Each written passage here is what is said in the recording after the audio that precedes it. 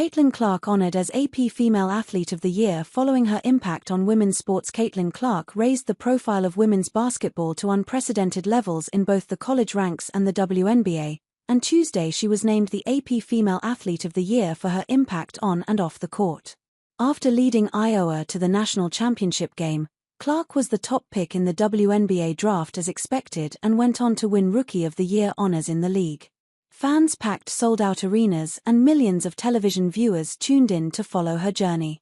Clark's exploits were far-reaching, casting a light on other women's sports leagues along the way.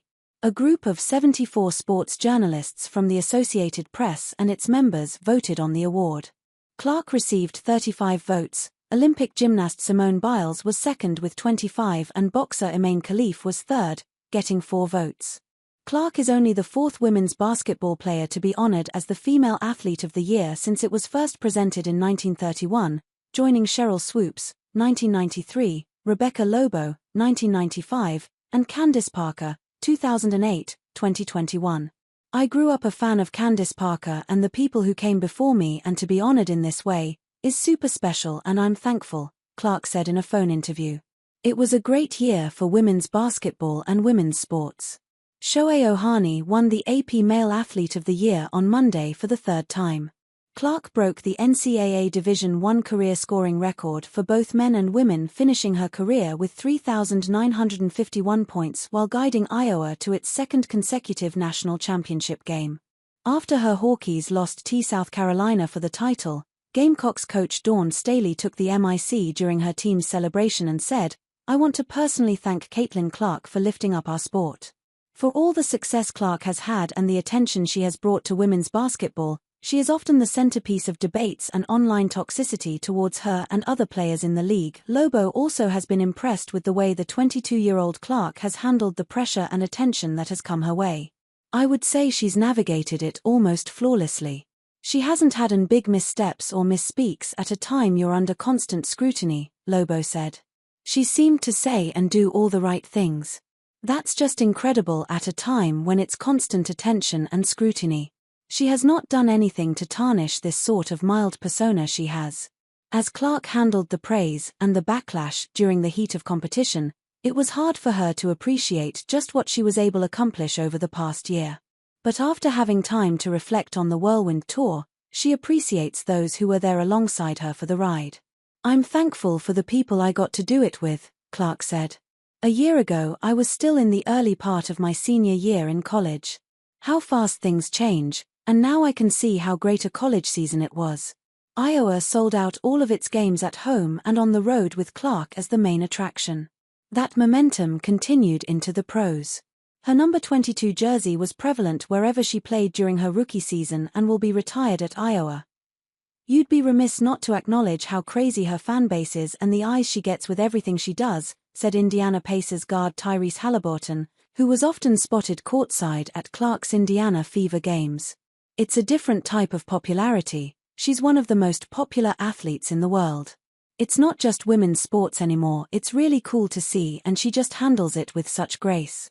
Clark said she enjoys spending time with fans at games, usually taking a few minutes before and after games to sign autographs. "For me it's still really fun," she said. "Whether it's 15 seconds or 10 seconds or 5 seconds can be very impactful in a young girl and young boy's life. Seeing the fans going crazy an hour before tip-off, I never take that for granted. That's super cool and I never want that to go away." After a slow start to her WNBA career, Clark eventually found her stride there too. She set the single-game assist record with 19 and also had 337 assists on the season to break that mark as well. Clark, known for her logo-distance three-pointers, was the fastest player to reach 100 threes when she did it in 34 games, which helped Indiana reach the playoffs for the first time since 2016. Lobo, who won the AP Female Athlete of the Year award after lifting UConn to its first national championship, was on the court for launch of the WNBA 2 years later. The ESPN analyst sees Clark's ascension as something different. "She's brought unprecedented attention both in the building, but also viewership to the sport that was worthy of it but didn't have it yet," Lobo said.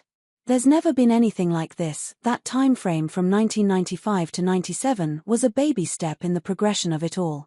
This is a giant leap forward. I've never seen anything like this. There's more attention than the sport's ever had. The numbers have been record-breaking when Clark is part of a broadcast.